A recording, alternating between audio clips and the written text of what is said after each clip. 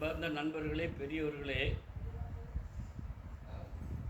சிலம்ப master, yoga master Shanmuga Sundaram கூறுவது, நேற்று மூச்சு பயிற்சி பற்றி ஒரு வீடியோ நான் யூடியூப்பில், ஃபேஸ்புக்கில் போட்டேன். அதிகமான நண்பர்கள் பார்த்திருக்கிறார்கள். மூச்சு பயிற்சி எப்படி செய்வது என்பது பற்றி நான் நேற்று போட்டதில் அது முதல் பயிற்சி தான். இரண்டாவது கட்ட பயிற்சி இன்றைக்கி இப்போ வீடியோ போடுவேன். அதுக்கு முன்னால் மூச்சு பயிற்சி நான் செய்யும்போது கடைபிடிக்க வேண்டிய விதிகள், மூச்சை எவ்வளவு நேரம் நாம் மூக்கு வழியாக உள்ளே இழுக்க வேண்டும், சுவாசிக்க வேண்டும், எவ்வளவு நேரம் நுரையீரலில் நாம் அதை அடக்கிக் கொள்ள வேண்டும், அடக்கிய பிறகு அதை எவ்வாறு எவ்வளவு நேரம் வெளியிட வேண்டும் என்பது, மூச்சை உள்வாங்குவது 2 வினாடிகள் என்றால் 2 செகண்ட் என்றால், மூச்சை அடக்கிக் கொள்வது 4 வினாடிகள் 4 செகண்டு, பிறகு வெளியிடுவது 2 வினாடிகள். இப்போ 2:4:2, அதான் 1:2 என்ற விகிதம். இதுதான் இந்த விதி. இந்த விதியை கடைபிடித்து நம்ம செய்யணும்.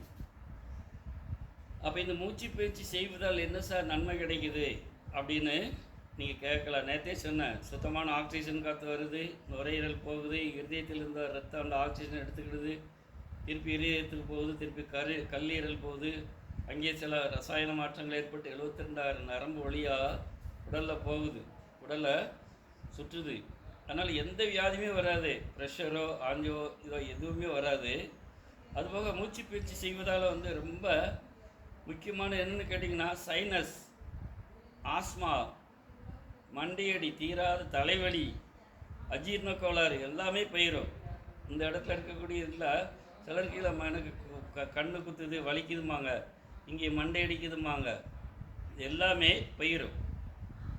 அந்த நோயே வராது, உடலில் எந்த வியாதியுமே வராது, சுகர் கூட வராது. ஏன்னா ஆக்சிஜன் போகுது, அங்கே நுரையீரல் போகும்போது கணையத்துக்கு போகுது, கணையத்தில் உள்ள இன்சுலின் நல்லா சுரக்குது, ஆக்சிஜன் போகும் சுரக்குது. அதனால் ரத்தத்தில் உள்ள அந்த உப்புச்சத்தை எடுத்துடுது, கேட்டிங்களா? அந்த அளவுக்கு இதனுடைய மூச்சு பயிற்சி பல நன்மைகள் செய்யுது, கேட்டிங்களா? அதனால் நீங்கள் ஒரு வியாதி வராது. சொன்னால் காலையில் எந்திரிச்சோடனே படுக்கையிலே செஞ்சிடலாம், கேட்டிங்களா? அப்போ மூச்சை நேற்று எப்படி உள்வாங்குவது, எப்படி வெளியிடுவது என்று சொன்னேன்.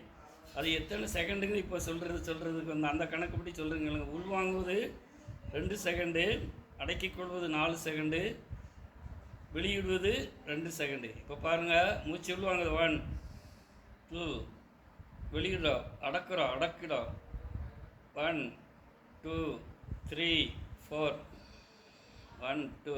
இப்போ உள்வாங்குறோம் 1 2, வெளியிடுறோம் 1 2 3 4, வெளியிடுறோம் 1 2, உள்வாங்குறோம், அடக்கிறோம் 1 2 3 4, வெளியிடுறோம் 1 2.